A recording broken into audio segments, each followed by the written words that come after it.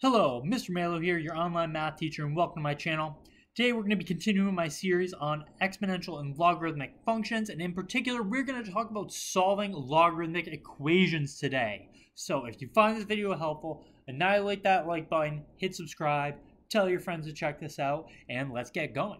So, logarithmic equations. These are a little bit trickier in my opinion than exponential equations, and you'll see in a couple minutes why I think so. But let's start off with some easier examples. Now, we want to know when is log base 5 of x squared plus 1 equal to log base 5 of x minus 2 plus log base 5 of x plus 3.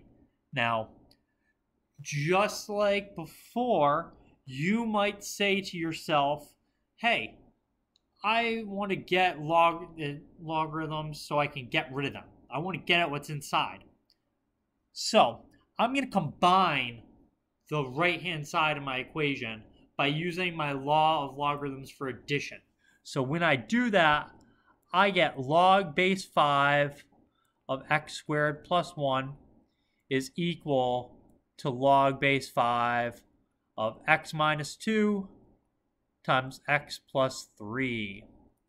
And now I can effectively ignore the fact that I have base 5s in my logarithm. If you want, you can think of making those the exponents on both sides.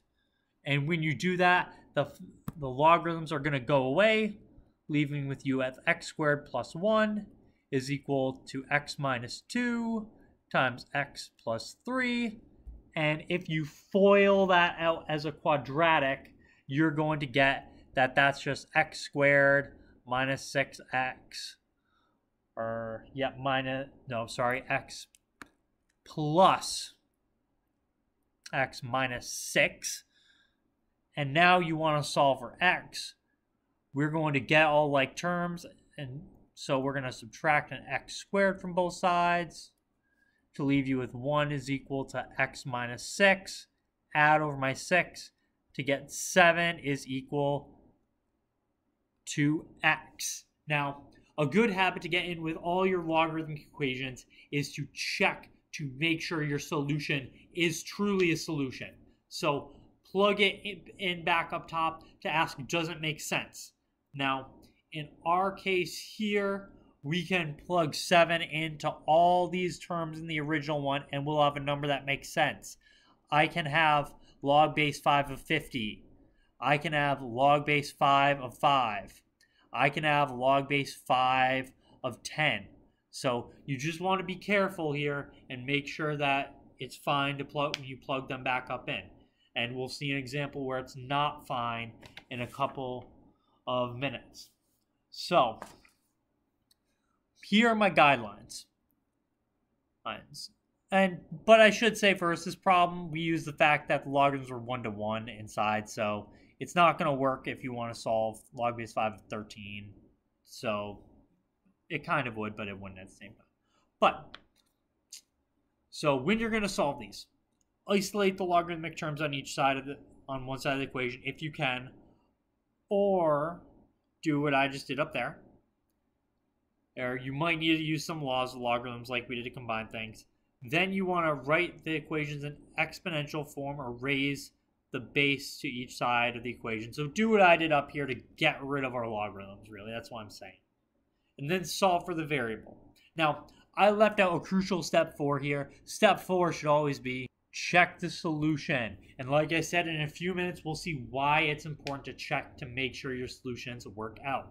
So why don't you try to see if you can solve these 3 shorter logarithm equations?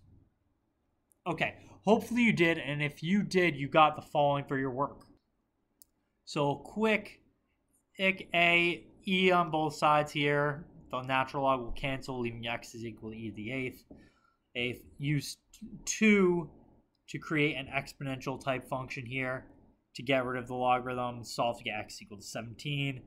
And then C, you got to do a little bit of algebraic rearranging before, because this is a common log, I use base 10. And you can solve the x equal to 5,000. Now, that fourth step where I'm saying check, I'm just going to leave a note for all of these that we can clearly plug all those values back into the original equations and get something that makes sense, because I can take the natural log of e to the 8th. Natural log, or log base 2 of 25 minus 17 is going to leave you with 8. So log base 2 of 8 is good.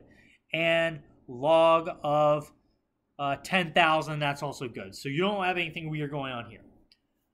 Now, let's look at the example on why I'm warning you of things. So, when you are solving these logarithmic equations, like I said, you need to be careful that the numbers you're plugging in make sense. What I've been meaning by that is they're positive numbers. So, how about you try to solve this for me, and then when we get to the answers, let's talk about them. Okay. Hopefully you combine the logarithms and got the following. So you combine our logarithms with our logarithm laws, then we can get rid of the logarithm using our little trick. I used 10 here because this was a common logarithm. And then I got quadratics that I got to a point where I could solve for x equal to -4 and x equal to 3. If you stop here, you do not have the problem fully correct. And this is why I've been saying, make sure what you get for a final answer makes sense. So I'm going to check these.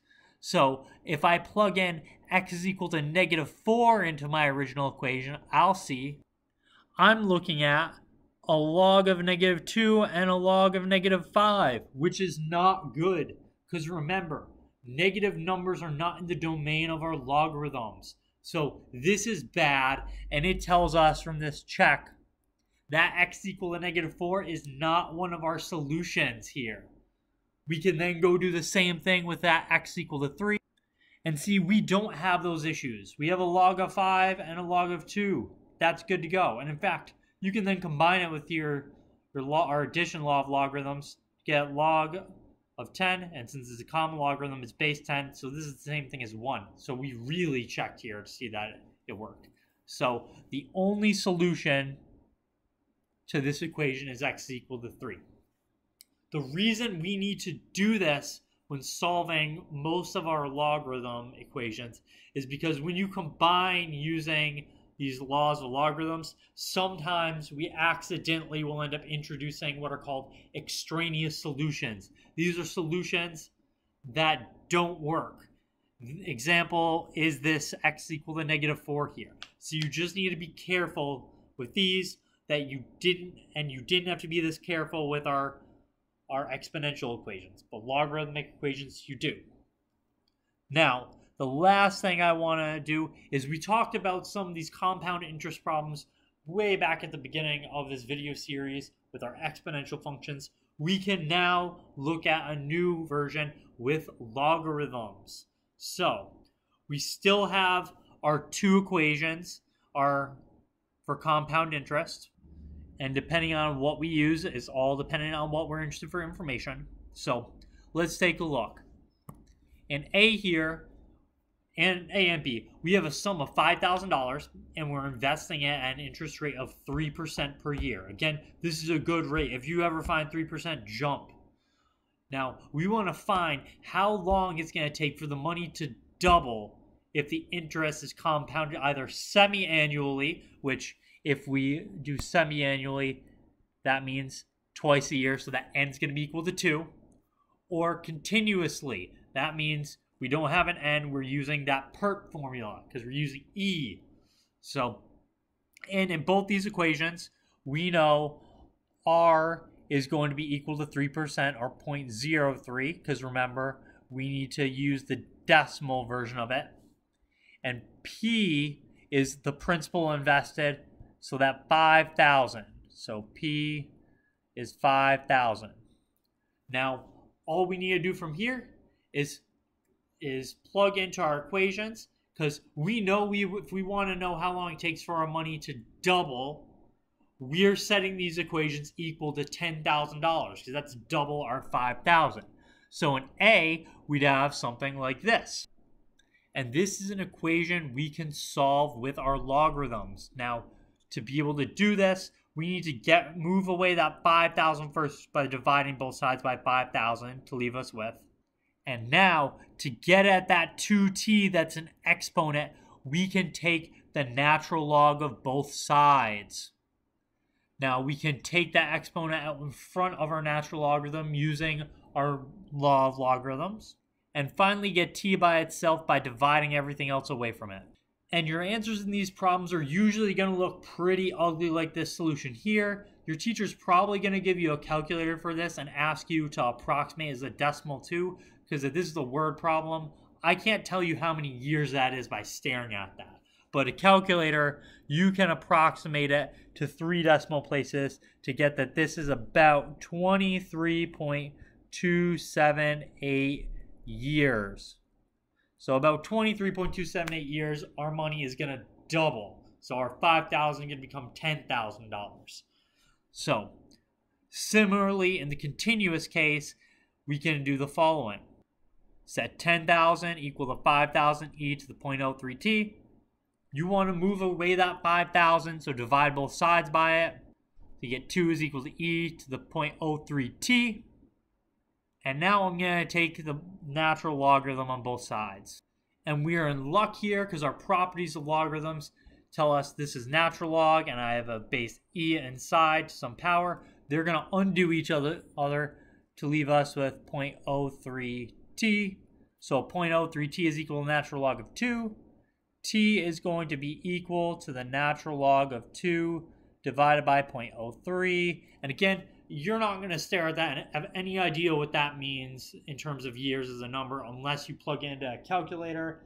And when you do, you can approximate it to get about 23.105 years. So about 23.105 years. And that is a little faster than semi-annually, which makes sense. You'll do better when you compound continuously.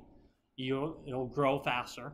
So this is our prime type of logarithm compound interest problems we're going to solve. How long will it take your money to double, quadruple, reach a certain number, and you can do all these problems.